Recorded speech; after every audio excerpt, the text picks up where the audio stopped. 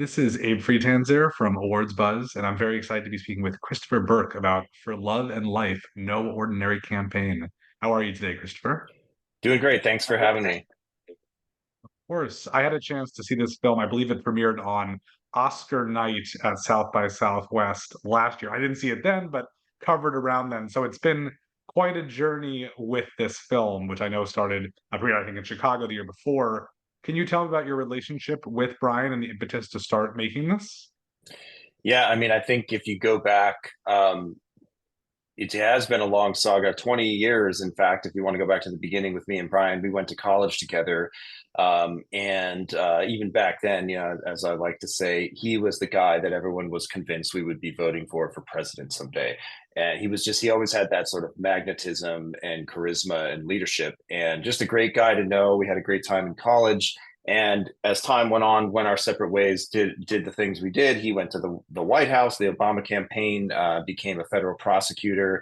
I've been out here working on movies, films, commercials, things like that. And I heard from him in 2018 that he had been diagnosed with ALS, and I sort of raised my hand to help, right? I think that's kind of the natural thing that anyone would want to do in a situation like that. You're going to want to do what you can. And for me, that was this that I do. And I had this idea that maybe I could be helpful with, I don't know, like a commercial or something for his nonprofit, just to like help him in any way that I could. You feel like your hands are a bit tied, right? When it's this advanced, extremely difficult neurological disorder and you want to be able to help, but it's important to find a way to do that.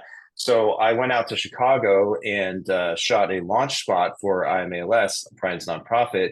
And while I was there, since I'd gone to the trouble to be in Chicago, I figured, well, let's keep the cameras rolling. Let's tag along with Brian for a couple of days, see what he's up to, because I could already, even before the actual launch of the nonprofit, I could feel the buzz of what he was doing and Sandra was doing and their small organization as it was coming together. I could already get a sense of how powerful it was going to be. And I just had this feeling in the back of my head that there was a lot more there than could possibly be captured in a short 60-second web spot. And so that's kind of how it started, was just essentially raising my hand to help an old friend. And then I realized quickly what was going on, and I was along for quite a ride. How do you think it changes your approach? I mean, it's something that is very personal to you and involves somebody you know rather than just a regular project that might still inspire passion. Yeah, I mean, in terms of how I operated during this process, I'm not going to lie, it has been more difficult. I think it's always difficult to see some of the really difficult, painful things that we various different documentaries tackle at sometimes, but you can at least have a degree of detachment if you came into it from more of a journalistic standpoint. Whereas from this one, it was such a personal connection that I definitely had a lot of really hard moments. But that has all been made very much worth it by being able to see Brian's face, as he looks at the billboard that Amazon put up, for our film for awards consideration, and just being with him at the premiere of the film and various different festivals and screenings, and just the way that people flock to him to tell him how much his work has meant to them. That makes it all worth it, and obviously that can't take away his ALS, but what it can do is to help give him the energy to keep going. And he's been, I think, very straightforward about that, that this effort, not so much with the film necessarily, but with what he's doing for the ALS community, is one of the big things that keeps him going. And the film as a vehicle to get that work out there can be a really powerful tool. One of the things I remember from the film very strongly was the idea of something like the ice bucket challenge, which seems like such a fantastic way to raise awareness, etc., but it's just such a fleeting thing that doesn't have the power of endurance.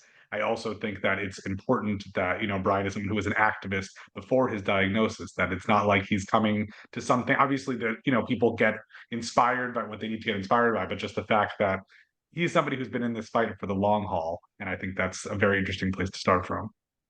Yeah, definitely. I mean, he had that training, and his wife Sandra, who worked in communications on the Hill as a senator's uh, communications lead, and in the White House and communications under Josh Earnest in the Obama administration. I mean, these were like high level positions, so they knew what to do in the event of a diagnosis like this. Their whole, her whole job really was communications about policy and issues and how it was impacting people. So as she likes to say, all of a sudden we became those real people that were affected by the policy, and we had to take those skills and put them to use. So yes, they did have a leg up in terms of understanding organizing. But one of the beautiful things that they've done is to open source all of that knowledge. So if you actually look up the IMALS organizing playbook, they've taken all of their learnings, both good and bad, and put that out there in a giant PDF that anyone can download. So whether you're looking to organize for a neurodegenerative disease or any other cause, it's meant to be this sort of template playbook.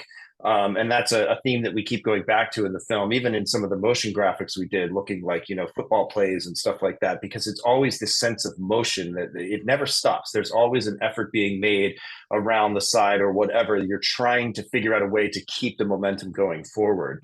And in terms of the Ice Bucket Challenge, yeah, it was an absolutely amazing moment when Pete Frates and the other guys created that. It was a beautiful thing, but it was, as one of the doctors in the film says, it was a moment, and it was difficult to recapture and sustain. And Brian and his team at IMALS later commissioned some research that showed that more than half of people who had participated in the Ice Bucket Challenge didn't even know that it was for ALS. So they didn't know what they remember dumping ice on their heads because it's a great social media moment. And no question, it raised a ton of money that was integral in kickstarting a lot of the research that's starting to pay off today. But it was that one-time thing, and it didn't really have the sustaining power to make people repeat donors for ALS and to become part of the movement. And I think that's one of the beautiful things that Brian and Sandra and IMALS have done, is to really galvanize a ever-growing community. I think of it as a snowball going downhill, right? And they just keep picking up more and more people. And it was sort of always my dream from the beginning that if we could make a successful film, that it would be a nice introduction to the world for people who had no idea. Because in some ways, it's reflective of my own journey with it. I didn't know anything about ALS until Brian got it. And so this film is my way of trying to express what it has looked like for me to see it and to be inspired by this guy who obviously I've known for 20 years. I have a lot of love for him. But so many of the people in the community that I've now made friends with, who I'm texting with on a regular basis and stuff, and that I'm always excited to see at screening. So it really is about community as much as anything else. We're also fortunate to have someone like President Barack Obama, who is, feel this is a powerful thing. But I'm sure it's also frustrating because he's such an important and person with such reach, and yet there's still so much left to do. Definitely, yeah. I mean, as they refer to him, the boss, because they did work for him in the White House and on the campaign, and he's been very supportive, and his whole organization has been very supportive, because I think for them, as he looks at, okay, what is my legacy? It's really great to see some of these kids, who were 20-year-olds at the time of the campaign, going on to do things that are really fueled deeply by that ethos of hope and change, and putting all that energy into a positive direction that swept him to victory initially. So he has been a fantastic resource, and obviously knew a lot about the issues when we sat down to talk, and has been a big champion. He even put out a tweet about the film and everything when it came out. So he's continued to be a really great supporter. And obviously, as I said, this film first premiered, more than a year and a half ago. Have there been updates to the film each time it's been released? And has there been progress generally just in terms of research and approvals and accessibility for everyday people who have ALS? Yeah, I mean, I think we haven't really made any substantive changes to the film itself beyond just updating the end title cards, because there is continued progress in the world of ALS. So it almost feels like you could make a whole nother film, or at least an epilogue or something. But really what it's been is some drug approvals and continued progress. A lot of it's happening behind the scenes, but what you're seeing is the expanded access that, to give away the ending, that they're able to achieve with the passage of the Act for ALS, that has started to get actual drugs in bodies now. It's not some ethereal thing 5-10 years down the road. Right now they are getting people access to experimental therapies, and they are getting money appropriated to fund this bill. That's one of the other things that I learned through this. You hear about, oh, this $100 million bill got passed. Okay, great, we're done. but you're not, because you have to make sure Congress actually funds that bill every year, which is not a foregone conclusion. So yes, it's a massive thing to get a piece of legislation passed, but you have to keep the pressure up on the legislators from the community to show that, hey, this thing that you've done, passing this bill has had a huge effect, and here's why we're grateful, and please continue to support it. And so you keep building and growing that ALS caucus, as they call it, in the House and the Senate. The members who are committed to this cause, and I think it's a pretty cool thing to see. There's a rare display of across the aisle cooperation on this issue.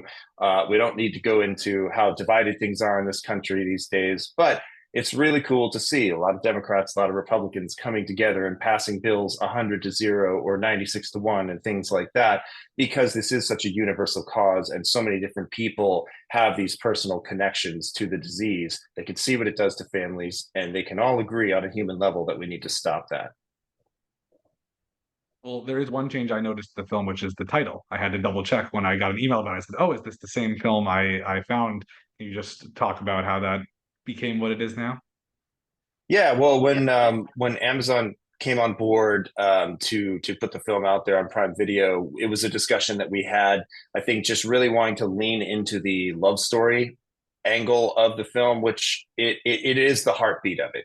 Yes, it's a political campaign film essentially, because it's a campaign against this disease and for the lives of these people. And so words like love and life were always sort of circling around as potential titles. And so we had a big brainstorm and got together and came up with that one. Because really, at the end of the day, that is what they are fighting for: love and life. That's it. Well, here at Awards Buzz, we love awards, and I usually ask people I speak with, what's a show or performance you've seen recently that you feel is particularly awards worthy? But I want to modify that and ask, what's another great documentary that's out there that's really moved you recently? Well, I'm a little bit biased because it's a documentary by a couple of my collaborators, but my producing partner, Tim Rummel, and his wife, Miranda Youssef, who was the supervising editor on this film, made another film that also played at South by Southwest when ours did, called Art for Everybody. And it is a not at all like this one, but that's part of why I like it.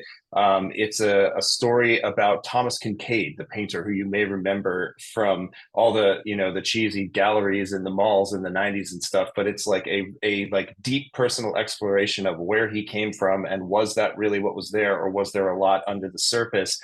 And it's really, really personal with his surviving family and everything. And I just think both Tim and Miranda, again, I'm biased because I work with them, but they are masters at what they do. They brought a lot to my film, and I contributed one day as a fill-in director of photography on there, so that was fun. But it was actually really great to be able to sit and watch that at South by Southwest after my screening, because then I didn't have to worry anymore. I could just sort of be a civilian and a film lover. Art for Everybody, still out there on the film festival circuit. Awesome, awesome film. Awesome. And what's next for you? Good question. I think I'm really enjoying meeting a lot of people from the advocacy and medical worlds due to this project, and so I think I would like to stick with this kind of work in some way. And whether that's another thing in neurodegenerative, obviously, all of these diseases are so much more related than we had previously realized: Parkinson's, Alzheimer's, MS, ALS. They are all various versions of the brain breaking down. And so a lot of the research is sort of converging and showing that there are more connections there. So I'm fascinated by this world. I couldn't help but be after spending this long in it. I'd like to see if there's more to explore in this world, but definitely any of these David versus Goliath, little person fighting against incredible odds is kind of the thing that keeps me going. Well, thank you for taking on this important work and for spending a few minutes talking to me about it today. Yeah, I appreciate you having me, and thanks for shining the light on it.